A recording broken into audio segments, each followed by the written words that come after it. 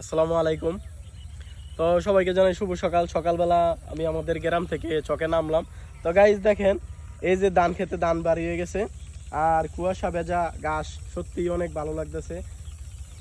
সর্বপ্রথম সূর্যটা আকাশে উঠছে। তো সেই সকালবেলার সৌন্দর্যটা দেখার জন্য আমি চকে নামলাম। আমাদের গ্রাম থেকে যে চক, এই চকে নামলাম। সত্যি কুয়াশা ভেজা ঘাসে হাঁটতেছি আর খুবই ভালো লাগতেছে, কারণ সকালের সৌন্দর্যটা সত্যি অনেক দেখার মতো। আর সকালের সূর্যটা অনেকজনে দেখতে পারে না, কারণ এরকম মানুষ আছে 8টা-9টার দিকে ঘুম থেকে উঠে।